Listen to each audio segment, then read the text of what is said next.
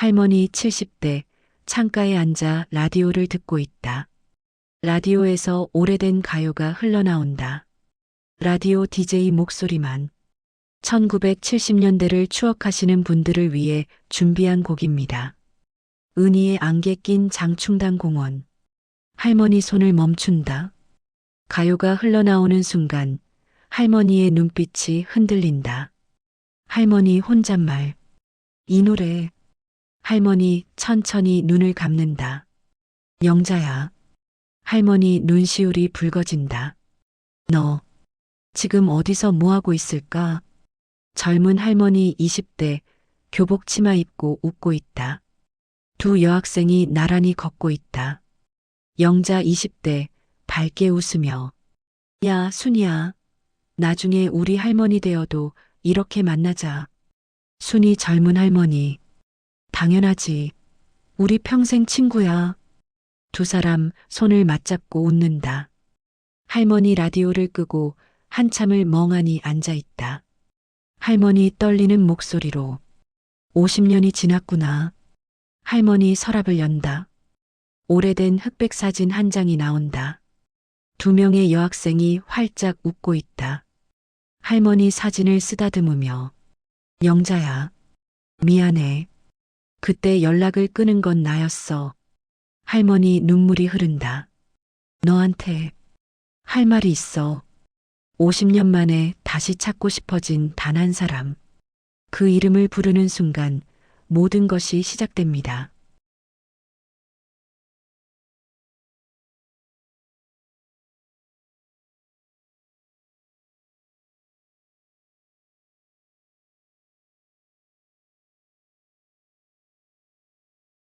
라디오에서 흘러나온 노래 한 곡이 모든 것을 바꿔놓았습니다. 순이 할머니는 그날도 여느 때처럼 창가에 앉아 뜨개질을 하고 있었습니다. 70대 중반의 나이, 손가락은 예전만큼 자유롭지 않았지만 그래도 손주 목도리 하나쯤은 뜰 수 있었습니다. 오후 2시 라디오에서 DJ의 목소리가 흘러나왔습니다. 1970년대를 추억하시는 분들을 위해 준비한 곡입니다. 그리고 이어진 전주. 순이 할머니의 손이 멈췄습니다. 은희의 목소리가 스피커를 타고 흘러나왔습니다. 안개 낀 장충당 공원. 그 노래를 들었던 순간 순이 할머니의 머릿속에는 단 하나의 이름만이 떠올랐습니다. 영자야. 50년 전 아무 인사도 없이 헤어졌던 단짝 친구의 이름. 순이 할머니는 뜨개질 바늘을 내려놓고 눈을 감았습니다. 노래가 끝날 때까지 그렇게 가만히 앉아 있었습니다. 눈시울이 뜨거워졌습니다. 영자야, 너 지금 어디서 뭐하고 있을까? 살아있기는 한 걸까? 건강하게 지내고 있을까? 나를 기억이나 할까? 순이 할머니는 라디오를 껐습니다. 그리고 한참을 그 자리에 멍하니 앉아 있었습니다. 잊었다고 믿었던 이름이 다시 가슴을 두드리기 시작했습니다. 순이와 영자는 같은 동네에서 자랐습니다. 두 사람이 처음 만난 건 초등학교 2학년 봄이었습니다. 영자네 가족이 서울에서 이 작은 시골 마을로 이사를 왔고 순이네 집 바로 옆집에 자리를 잡았습니다. 첫날 영자는 낯선 교실 구석에 혼자 앉아 있었습니다. 순이가 먼저 다가갔습니다. 너 이름이 뭐야? 영자. 나는 순이야. 우리 옆집이래. 같이 놀자. 그렇게 시작된 우정은 매일같이 깊어졌습니다. 두 사람은 같은 학교, 같은 반, 같은 책상을 썼습니다. 아침에 함께 등교하고 점심시간엔 도시락을 나눠 먹었습니다. 방과 후에는 개울가에서 물장난을 치거나 뒷산에 올라 숨바꼭질을 했습니다. 형제보다 더 자주 붙어 다녔습니다. 순이는 영자네 집 숟가락이 몇 개인지 알았고 영자는 순이네 장독대에 항아리가 몇 개 있는지 알았습니다. 서로의 집을 드나드는 게 너무나 자연스러웠습니다. 중학교에 올라가서도 마찬가지였습니다. 두 사람은 같은 꿈을 꿨습니다. 서울로 올라가서 간호사가 되는 것. 하얀 가운을 입고 환자들을 돌보는 모습을 상상하며 밤늦도록 이야기를 나눴습니다. 우리 둘이 같은 병원에 취직하자. 그래, 평생 같이 일하는 거야. 그 시절 우정은 영원할 거라고 믿었습니다. 고등학교 졸업을 앞둔 겨울이었습니다. 두 사람은 졸업 후 함께 서울로 올라갈 계획을 세우고 있었습니다. 간호조무사 자격증을 따고 병원에 취직해서 함께 자취방을 얻기로 약속했습니다. 그런데 영자네 집에 갑자기 병고가 생겼습니다. 영자 아버지가 쓰러지신 겁니다. 뇌졸중이었습니다. 하루아침에 영자네 가정의 기둥이 무너졌습니다. 영자는 졸업식 다음 날 순이를 찾아왔습니다. 순아, 왜 그래, 영자야? 나 서울 못 갈 것 같아. 순이는 영자의 손을 꽉 잡았습니다. 무슨 소리야? 우리 같이 가기로 했잖아. 아버지가 쓰러지셔서 내가 집에 있어야 할 것 같아. 동생들도 아직 어리고. 영자의 눈에 눈물이 가득 고였습니다. 순이도 눈물이 났습니다. 하지만 어쩔 수 없는 상황이었습니다. 그럼 나도 여기 남을까? 안 돼.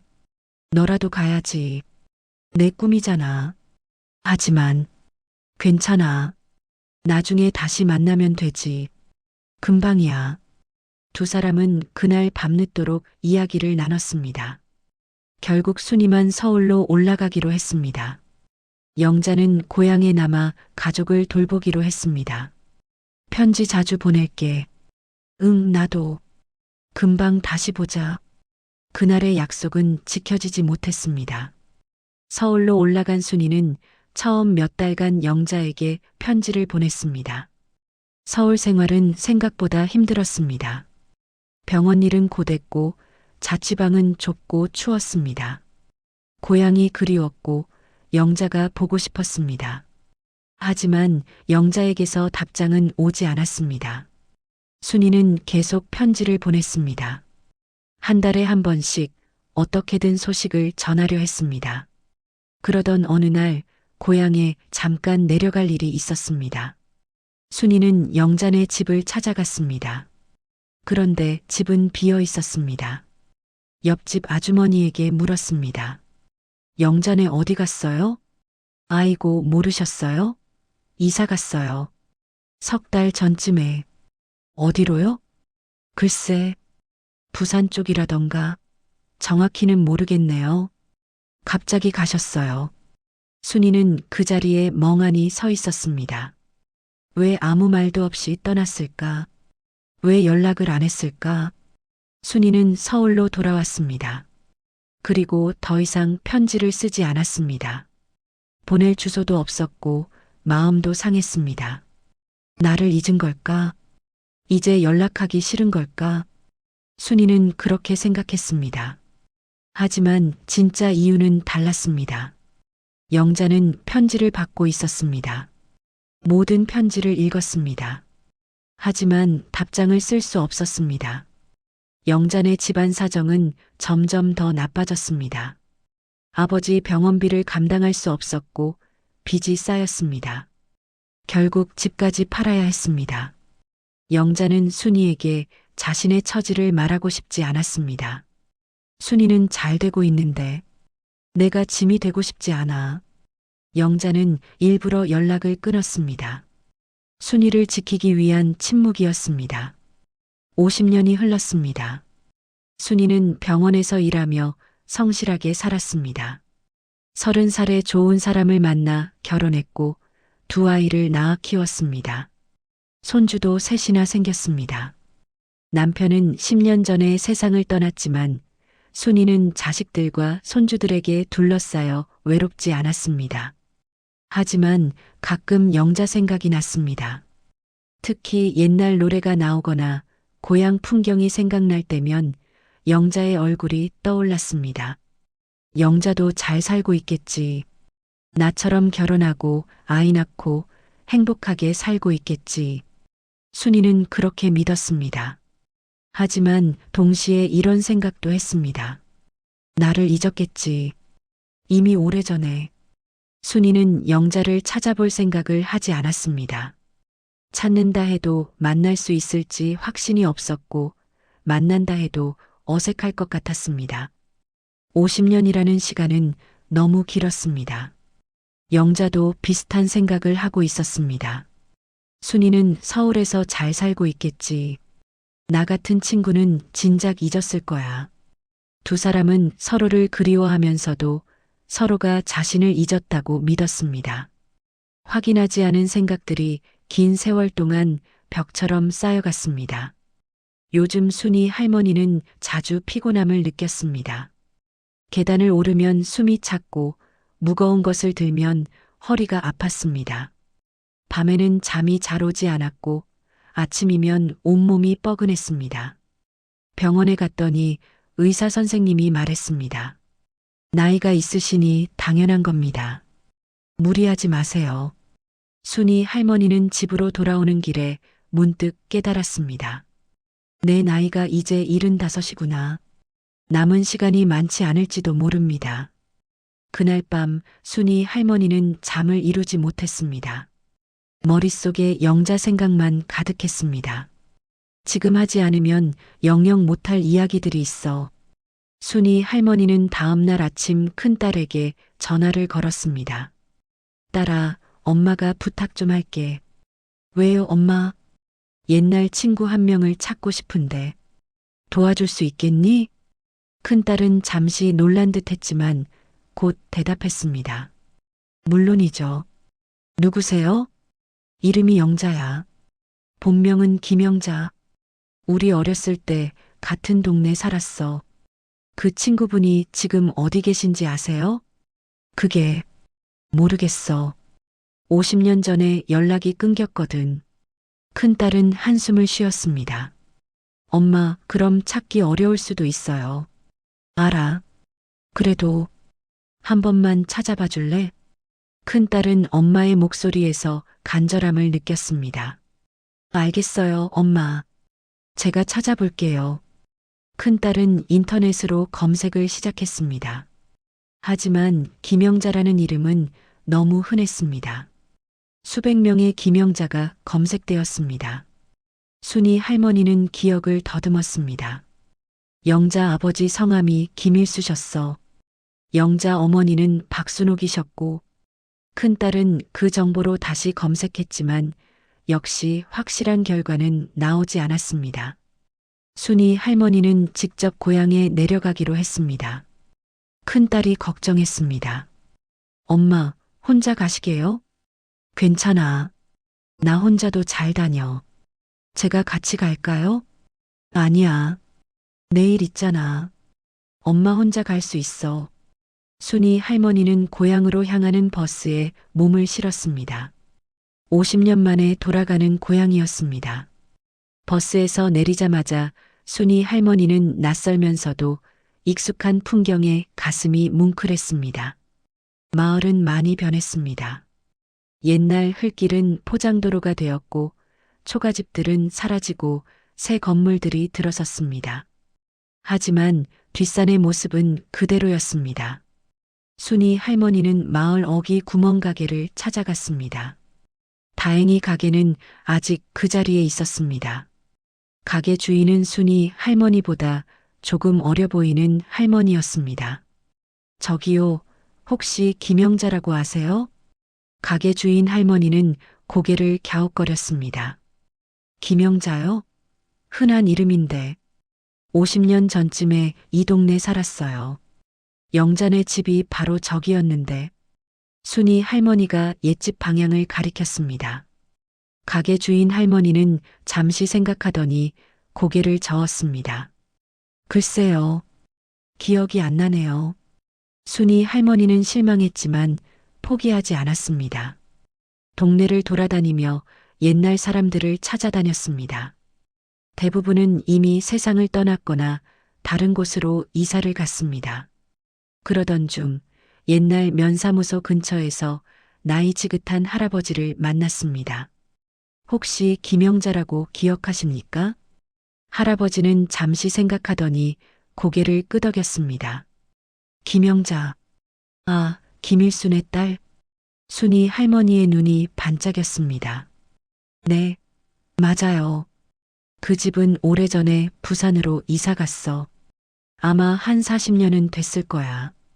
부산이요? 부산 어디쯤인지 아세요? 글쎄, 그건 모르겠고. 근데 들으니까 몇 년 전에 다시 이쪽으로 왔다던데. 이쪽이요? 응, 근처 요양원에 계신다고 들었어. 순이 할머니의 심장이 빠르게 뛰기 시작했습니다. 요양원이요? 어느 요양원이죠? 확실하진 않은데 아마 인덕요양원일 거야. 여기서 한 20분 거리에 있어. CHAPTER 8. 전혀 예상 못한 장소. 순이 할머니는 택시를 타고 인덕요양원으로 향했습니다. 요양원은 마을 외곽에 있는 작은 2층 건물이었습니다. 순이 할머니는 입구에서 한참을 망설였습니다. 요양원이라니. 순이 할머니는 영자가 잘 살고 있을 거라 생각했습니다. 가정을 꾸리고 자식들에게 둘러싸여 행복하게 지낼 거라 상상했습니다. 하지만 요양원이라는 단어는 그런 상상과 거리가 멀었습니다. 순이 할머니는 깊게 숨을 들이마시고 요양원 안으로 들어갔습니다. 안내 데스크에 젊은 여직원이 앉아 있었습니다. 어서 오세요. 무엇을 도와드릴까요? 혹시 여기 김영자라는 분이 계신가요? 여직원은 컴퓨터를 확인했습니다. 김영자 어르신이요? 네, 계십니다. 순이 할머니의 가슴이 쿵 내려앉았습니다. 정말 여기 있구나. 면회 오셨나요? 네, 친구입니다. 신분증 확인 후 면회 가능합니다. 202호실이세요. 순이 할머니는 떨리는 손으로 신분증을 내밀었습니다. 2층으로 올라가는 계단을 오르면서 순이 할머니의 마음은 복잡했습니다. 영자야, 너 어떻게 지낸 거야? 왜 여기 있는 거야? 복도를 걷는 순이 할머니의 발걸음은 느렸습니다. 202호, 202호. 202호 문 앞에 도착했습니다. 문패에는 김영자라고 적혀 있었습니다. 순이 할머니는 그 자리에서 얼어붙었습니다. 순이 할머니는 문 앞에서 한참을 서 있었습니다. 손을 들어 노크를 하려다가 멈췄습니다. 다시 손을 들었다가 내렸습니다. 혹시 나를 기억하지 못하면 어쩌지? 혹시 나를 원망하고 있으면 어쩌지? 혹시 만나기 싫어하면 어쩌지? 순이 할머니의 머릿속은 온갖 걱정으로 가득했습니다. 50년이라는 시간이 이 작은 문 앞에서 숨을 죽였습니다. 그때 문 안에서 소리가 들렸습니다. 누구세요? 나이 든 여자의 목소리였습니다. 순이 할머니는 입을 열었지만 목소리가 나오지 않았습니다. 누구세요? 들어오세요. 순이 할머니는 떨리는 손으로 문을 열었습니다. 작은 방 안에 침대가 하나 있었고 침대에 한 할머니가 누워 있었습니다. 창문으로 들어오는 햇살이 할머니의 얼굴을 비쳤습니다. 순이 할머니는 그 얼굴을 보는 순간 숨이 멎는 것 같았습니다. 주름이 가득하고 머리는 새하얗게 새었지만 그 눈매는 분명 영자였습니다. 영자도 순이 할머니를 보며 눈을 깜빡였습니다. 두 사람은 한참을 그렇게 서로를 바라보기만 했습니다. 시간이 멈춘 듯 했습니다. 영자 할머니가 먼저 입을 열었습니다. 누구세요? 순이 할머니는 대답하지 못했습니다. 목이 메었습니다. 영자 할머니는 순이 할머니의 얼굴을 자세히 들여다봤습니다. 어디서 본 것 같은데. 순이 할머니는 천천히 입을 열었습니다. 영자야. 영자 할머니의 눈이 커졌습니다. 이 목소리. 순이 할머니는 눈물을 참으며 말했습니다. 나야. 순이. 영자 할머니는 침대에서 일어나려 했습니다. 하지만 몸이 말을 듣지 않았습니다. 설마, 순이냐? 응, 나야. 영자 할머니의 눈에서 눈물이 흘러내렸습니다. 순아, 정말 너냐? 순이 할머니는 침대 옆으로 다가가 영자의 손을 잡았습니다. 응, 영자야. 나야. 두 사람은 서로의 손을 꽉 잡았습니다. 영자 할머니는 순이 할머니의 얼굴을 쓰다듬었습니다. 진짜 순이구나. 우리 순이.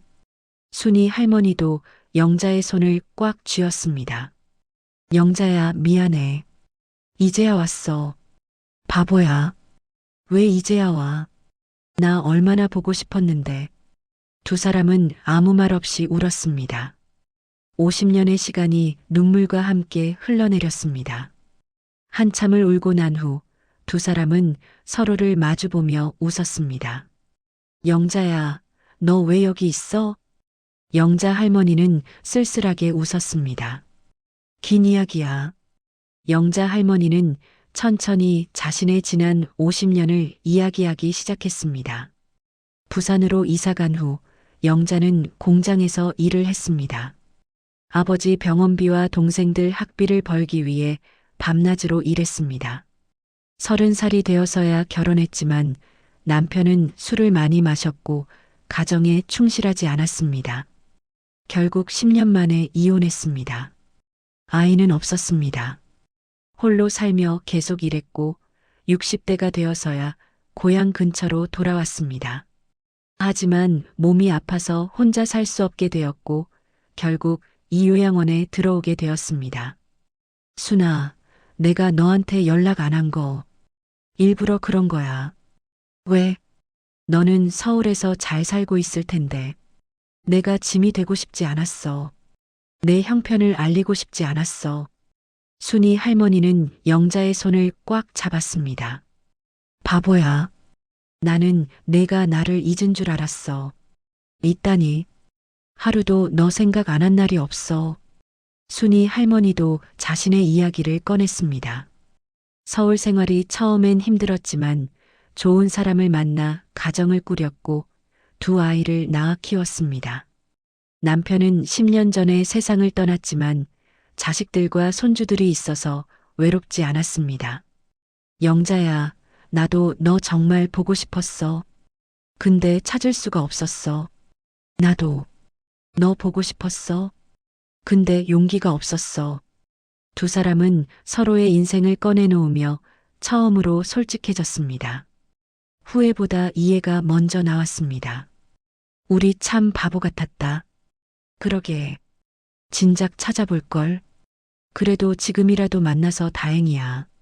응, 정말 다행이야. 해가 기울 무렵 두 사람은 창가에 나란히 앉아 있었습니다. 창밖으로 노을이 지고 있었습니다. 두 사람은 말없이 그 풍경을 바라봤습니다. 예전처럼 수다를 떨지도 약속을 하지도 않았습니다. 다만 서로의 존재만으로 충분했습니다. 순이 할머니가 먼저 입을 열었습니다. 영자야, 내일 또 올게. 진짜? 응. 이제 자주 올 거야. 영자 할머니는 순이 할머니의 손을 꽉 잡았습니다. 고마워, 순아. 뭐가 고마워? 우리 친구잖아. 순이 할머니는 일어서서 가방을 챙겼습니다. 영자야, 내가 다음에 올 때 우리 어렸을 때 사진 가져올게. 너 보고 싶어 할 것 같아서. 그래. 나도 보고 싶다. 순이 할머니는 문을 열고 나가려다 멈춰서서 다시 돌아봤습니다. 영자야. 응? 사랑해.